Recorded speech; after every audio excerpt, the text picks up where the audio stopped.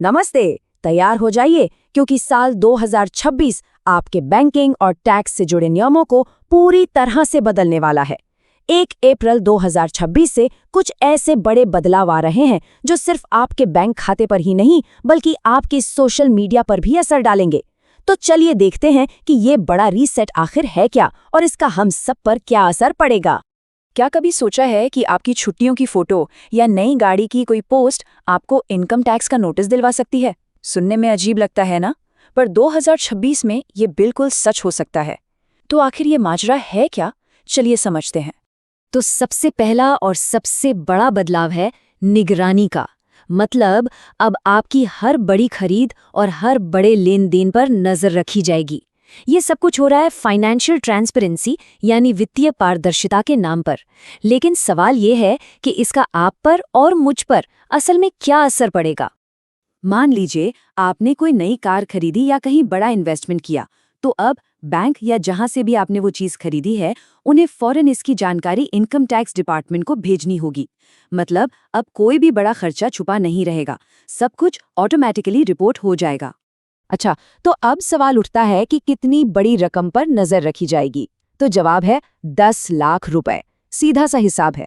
अगर आपके savings account से 1 साल के अंदर कुल 10 लाख या उससे ज्यादा कैश आता जाता है तो बैंक इसकी खबर सीधे इनकम टैक्स डिपार्टमेंट को देगा। और हाँ, ये याद रखिएगा कि ये एक बार की नहीं बल्कि पूरे साल की टोटल लिमिट है।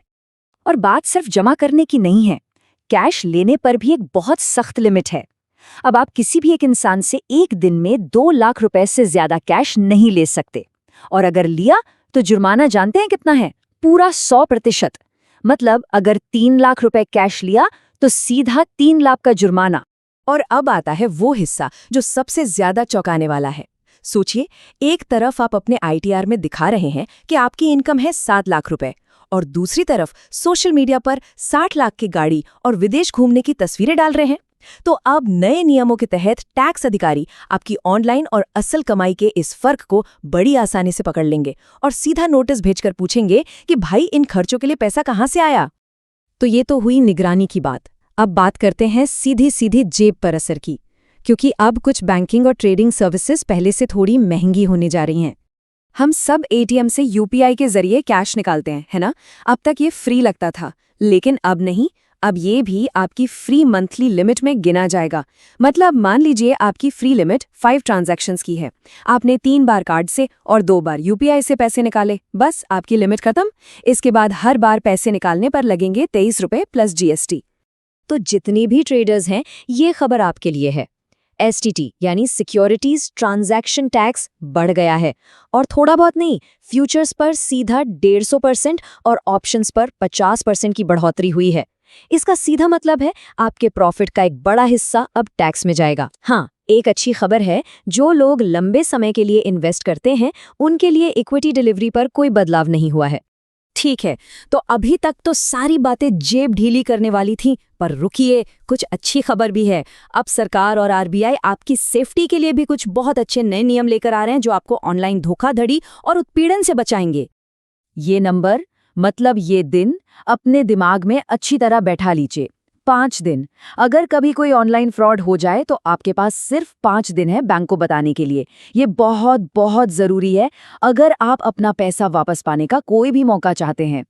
तो ये सिस्टम काम कैसे करेगा? मान लीजिए आपके साथ 50,000 रुपए तक का कोई फ्रॉड हुआ और आपने 5 दिन के अंदर अंदर बैंक को रिपोर्ट कर दिया, तो आपको 85% तक का मुआवजा मिल सकता है। मतलब ज्यादा से ज्यादा 25,000 रुपए। लेकिन हाँ, एक बात का ध्यान रखिएगा, ये मौका पूरी जिंदगी में सिर्फ एक ही बार मिलेगा। लोन रिकवरी एजेंट्स की कॉल से परेशान है? तो अब RBI ने उनकी मनमानी पर लगाम लगा दी है। अब कोई भी एजेंट आपको फिजिकली या मेंटली परेशान नहीं कर सकता। ना ही सुबह 8 से पहले या शाम 7 के बाद फोन कर सकता है। और सबसे बड़ी बात, वो आपके दोस्तों या परिवार को कॉल करके आपको शर्मिंदा नहीं कर सकते। और अब एक बहुत ही बढ़िया खबर, खासकर उन लोगों के लिए जिनके पास 0 बैलेंस अकाउंट है। RBI ने इन अकाउंट्स को एक जबरदस्त अपग्रेड दिया है, जिससे आपको बहुत फायदे होंगे। तो अब आपको क्या क्या मिलेगा? डेबिट कार्ड बिल्कुल फ्री, कोई सालाना चार्ज नहीं। चेकबुक वो भी फ्री। और NEFT, RTGS, UPI जैसे सारे डिजिटल पेमेंट्स सब के सब मुफ्त। और इतना ही नहीं, हर महीने कम से कम 4 बार कैश भी आप फ्री में निकाल सकते हैं। तो इतनी सारी बातें हो गई, इतने सारे बदलाव। अब सवाल ये है कि हमें करना क्या है। घबराने की कोई बात नहीं है। हमने आपके लिए एक सिंपल 3 स्टेप एक्शन प्लान तैयार किया है। सबसे पहला काम, अपने एटीएम विड्रॉल पर नजर रखिए, कार्ड वाले भी और यूपीआई वाले भी, ताकि फालतू चार्ज ना लगे। दूसरा, अपनी ऑनलाइन और असल जिंदगी को एक जैसा रखिए। मतलब सोशल मीडिया पर जो दिखा रहे हैं वो आपकी आईटीआर से मैच होना चाहिए। और बड़ी खरीद के डॉक्यूमेंट्स संभाल कर रखिए। और तीसरा, सबसे जरूरी, फ्रॉड होने पर फौरन 1930 पर कॉल करें या बैंक को बताएं। वो 5 दिन वाला रूल याद है ना?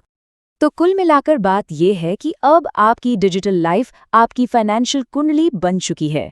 तो सवाल बस एक है, क्या आप इस नए ऑडिट के लिए तैयार हैं? ये सोचने वाली बात है।